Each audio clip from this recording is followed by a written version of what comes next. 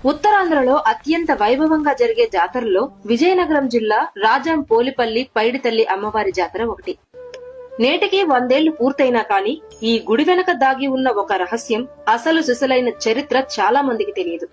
దాదాపు 100 ఏళ్ల క్రితం కొండంపేట గ్రామానికి చెందిన లంకలపల్లి వెంకటప్పుడు గారు అమ్మవారిని దర్శించుకోవడానికి పోలిపల్లి వెళ్లారు.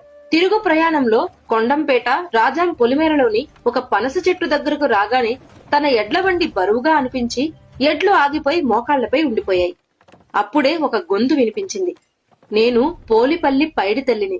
మీరు నా దర్శనం కోసం పడుతున్న బాధను చూసి మీ భక్తికి మెచ్చి మీతో ఉండటానికి వచ్చాను అని అమ్మవారు పలికారు. అప్పుడు వెంకటప్పుడు గారు సంతోషించి అమ్మవారి కోసం తమ ఊర్లో గుడి కట్టి కొలుస్తానని మాట ఇచ్చారు. కొంతకాలానికి ఆ ప్రాంతపు ప్రజల రక్షణ కోసం అమ్మవారు ఆయనతో, నేను నీకు కనిపించిన పనస చెట్టు వద్ద నుంచే గ్రామానికి రక్షణగా ఉంటాను అని భరోసా ఇచ్చారు. కాని పేదరికం ఆయన్ని భయపెట్టింది. తనకు గుడి కట్టే స్తోమత లేదని, ఇకపై నిన్ను కొలవలేనని ఆవేదనతో, కోపంతో అమ్మవారితో అంటారు. విధి వక్రించి మరుసటి రోజే ఆయన రక్తపు వాంతులతో మరణించారు.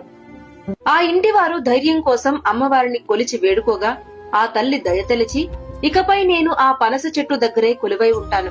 కాని ప్రతి ఏడాది ఈ సమయానికి నా శక్తి రూపంలో మీ ఇంటికి చేరుకుంటాను.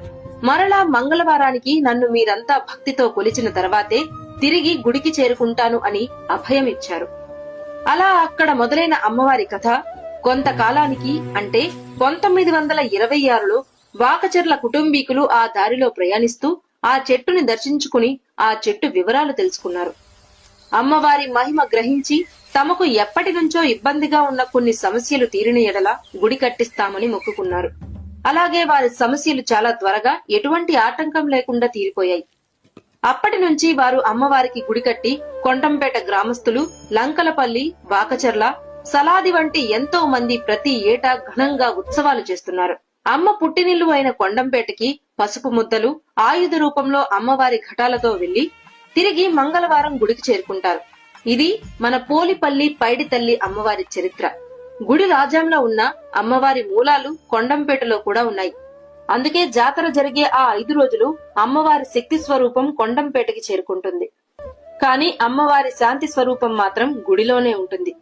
కాబట్టి భక్తులారా, ఈ జాతరలో అమ్మవారి సంపూర్ణ ఆశీస్సులు పొందాలంటే రాజాం గుడితో పాటు అమ్మవారి శక్తి కొలువై ఉన్న కొండంపేటను కూడా దర్శించుకోండి.